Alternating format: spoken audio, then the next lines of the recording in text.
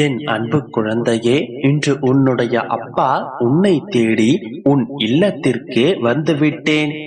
இந்த நொடி உன்னுடைய வீட்டில் நான் காலடி எடுத்து வைத்து விட்டேனோ, அந்த கணமே உன்னுடைய கஷ்டங்கள் அனைத்தும் தீர்ந்து விட்டது என் கண்மணி. ஒரு அப்பாவாக உனக்கு நான் அனைத்து கடமைகளையும் செய்து உன்னுடைய கஷ்டங்களிலிருந்து உன்னை மீட்டெடுக்கவே நான் வந்திருக்கிறேன்.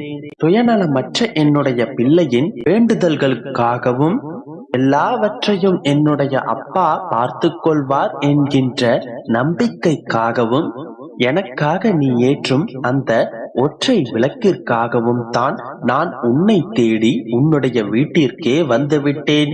என் செல்லமே, எனக்காக நீ ஏற்றும் அந்த விளக்கின் வெளிச்சத்தை போலவே உன்னுடைய வாழ்க்கை பிரகாசமாக ஜொலிக்கப் போகின்றது. என்னையே நினைத்துக் கொண்டிருக்கும் என்னுடைய பிள்ளையின் வேண்டுதல்களை நான் நிறைவேற்றி வாழ்க்கையில் வெற்றியடைய வைக்கப் போகின்றேன். என்னை நினைத்து நீ பிரார்த்தனை செய்யும் அந்த தருணம், உன்னுடைய கண்களில் நீர் வடியும் அந்த கணம், உன்னுள் நான் நிறைந்திருப்பேன். உனக்கு புரியாததை நான் புரிய வைக்கவும், உன்னை நீண்ட காலமாக ஆட்டி வைக்கும் உன்னுடைய பிரச்சனைகளிலிருந்து உன்னை விடுவிப்பதற்காகவும் உன்னை காப்பாற்றவும் தான் நான் வந்திருக்கிறேன். உன்னுடன் நான் இருக்கின்றேன் என்பதை திரும்ப திரும்ப நான் உனக்கு நினைவுபடுத்திக் கொண்டேதான் இருக்கின்றேன். ஆனால் நீ என்னை உணராமல் எப்போதுமே கஷ்டங்களை நினைத்து வருந்திக் கொண்டிருக்கின்றாய். போதும் குழந்தையே, கவலையை விடு, பயத்தை உன்னுடைய மனதிலிருந்து தூக்கி எறிந்து விடு. என்னை மீறி உன்னுடைய வாழ்க்கையில் உனக்கு ஒன்றும் நடந்து விடாது. குழந்தையே, நினைத்த வாழ்க்கையும் அமையாமல் கிடைக்கும் வாழ்க்கையையும் சந்தோஷமாக வாழாமல் பெற்றவர்களுக்காகவும் மற்றவர்களுக்காகவும் தன்னுடைய ஆசைகளை துறந்து வலிகளோடு வாழ்க்கையை நீ அனுதினமும் ரணத்துடன் கடந்து கொண்டிருக்கின்றாய். குழந்தையே, நான் உன்னை விட்டு எங்கும் போகவில்லை, உனக்குள்ளேயே தான் நான் இருக்கின்றேன். மகளே, வாழ்க்கையில் இன்பமும் துன்பமும் மாறி மாறிதான் வந்து செல்லும். உனக்காக முடிவு செய்யப்பட்டது எதுவோ அதுவே உன்னுடைய வாழ்க்கையில் நடந்தது. அதனால் இனி நடந்ததையே நினைத்து கவலைப்படுவதால் எவ்வித மாற்றமும் ஏற்பட போவதில்லை. உன்னுடைய வாழ்க்கை இன்றோடு முடிந்து விட்டது. உன்னுடைய கடந்த காலம் இன்றோடு முடிந்து விட்டது. உன்னுடைய எதிர்காலத்தை வளமாக்குவதும் உன்னை செல்வ செழிப்புடனும் சகல சௌபாக்கியங்களுடனும் வாழ வைப்பது என்னுடைய பொறுப்பு. மனதில் கவலைகளுக்கு இடம் கொடுக்காதே. அனைத்தும் சரியாகும் நேரம் வந்து விட்டது. இனி உன்னுடைய வாழ்க்கையில் சந்தோஷம் மட்டுமே நிலைத்திருக்கும். நடப்பவை அனைத்தும் இனி உனக்கு சாதகமாகவே அமையும். நீ கவலைப்படாமல் இரு என் செல்லமே, அனைத்தையும் நான் பார்த்துக் கொள்கிறேன். என் குழந்தையே, இப்போதெல்லாம் உன்னுடைய மனதில் நிம்மதியை தொலைத்துவிட்டு எதையோ தேடிக்கொண்டிருக்கின்றாய். குழந்தையே, ஒன்றை மட்டும் நன்றாக புரிந்து கொள்.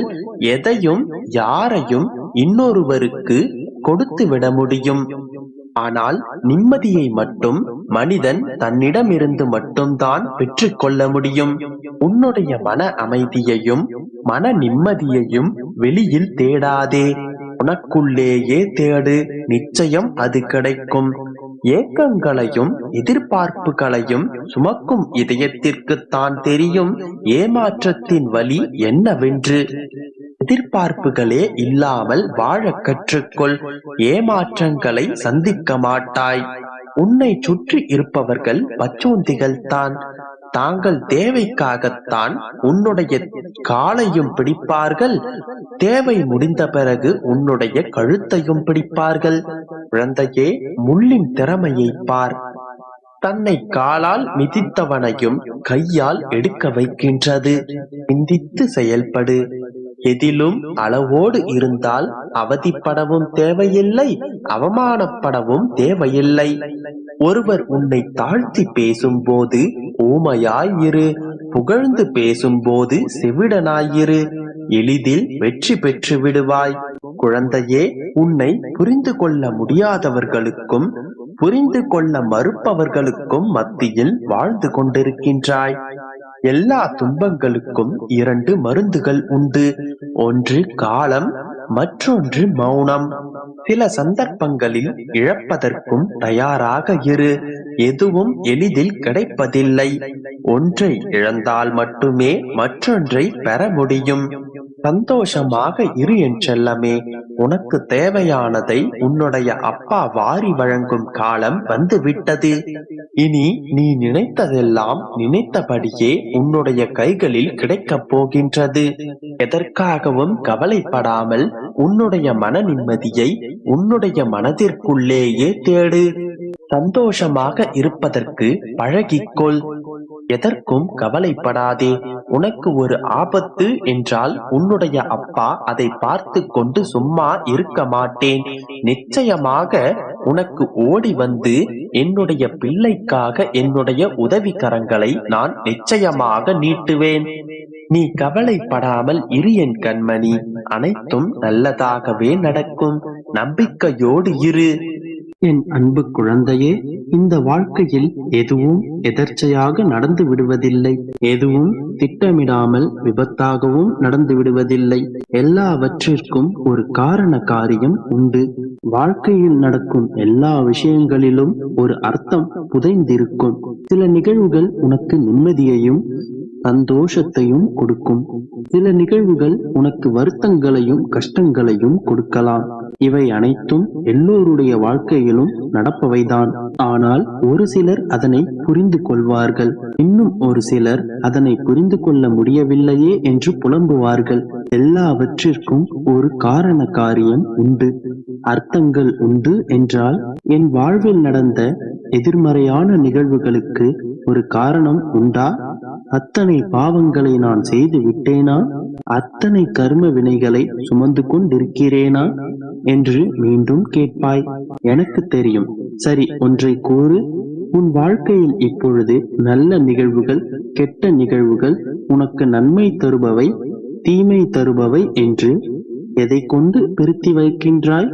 உன்னை சுற்றி பல நிகழ்வுகள் நடக்கின்றன. அவ்வளவுதான். அவை நல்லவையா கெட்டவையா என்று உன்னால் எதுவும் முடிவு செய்ய முடியாது. ஏனென்றால் அது தற்போது கெட்டவையாக தோன்றலாம். ஆனால் பிறகு உன் வருங்காலத்தில் அதுவே ஒரு நல்லவைக்கான வித்தாக அமையும். ஒரு குழந்தை தன் தாயிடம் அழகான கத்தி வேண்டும் என்று அடம் பிடிக்கிறது. ஆனால் அந்த தாய்க்கு தெரியும் அந்த கத்தி ஆபத்தானது என்று. அதனால் தாய் கத்தியை தருவதற்கு மறுக்கிறாள். ஆனால் அந்த குழந்தை விடுவதாக இல்லை, அடம்பிடித்து செல்கின்றது. அது ஆபத்தானது என்று எடுத்து கூறினால் அதை ஏற்றுக்கொள்ளும் மனப்பக்குவம் அந்த குழந்தைக்கு இல்லை. இப்போது அந்த தாய் அறிவுரை கூறி பார்க்கிறாள், செல்லுபடியாகவில்லை. எனவே சரி, நான் உனக்கு பிறகு வாங்கி தருகிறேன் என்று சொல்கிறாள். இதனால் அந்த குழந்தை சமாதானமாகும் அல்லது காலப்போக்கில் மறந்துவிடும். இதுவே அந்த தாய் எடுத்த முடிவு. அப்போதைக்கு அந்த தாய் இதை வைத்தே சமாதானப்படுத்துகிறாள். அப்படியும் அந்த குழந்தை கேட்கவில்லை என்றால் அந்த தாய் இப்பொழுது என்ன செய்ய வேண்டும்? தான் பெற்ற பிள்ளை தன் கண்முன்னே கண்ணீர் வடிக்கின்றது அல்லது அடம் பிடிக்கின்றது. அதனால் அந்த தாய் கத்திக்கு பதிலாக பாதுகாப்பான வேறு ஏதாவது விளையாட்டு பொருளை கொடுப்பாள். அந்த குழந்தை மனதை மாற்ற முயல்வாள். அந்த குழந்தையை பொறுத்தவரை இது ஒரு சோகமான முடிவுதான். தான் கேட்டது தனக்கு கிடைக்கவில்லை என்று அந்த குழந்தைக்கு தோன்றும். எனவே இந்த நிகழ்வு தனக்கு துக்கமான ஒரு நிகழ்வாக அந்த குழந்தை கருதும். ஆனால் உண்மை என்னவென்று உனக்கு புரிகின்றதல்லவா? ஒரு ஆபத்தை தன் குழந்தையிடமிருந்து தள்ளி வைத்திருக்கின்றாள். இதை 1000 முறை 1000 வழிகளில் அந்த குழந்தைக்கு எடுத்து சொன்னாலும் அந்த குழந்தைக்கு புரியாது. அதற்கான மனப்பக்குவம் அந்த குழந்தைக்கு இல்லை. சிறிது காலம் சென்ற பின் அந்த குழந்தை அதனை புரிந்து கொள்ளும். ஆனால் அதற்காக அந்த குழந்தை அந்த தாயிடம் சென்று நன்றியோ மன்னிப்போ கேட்பதில்லை. இதுவே வாழ்க்கை.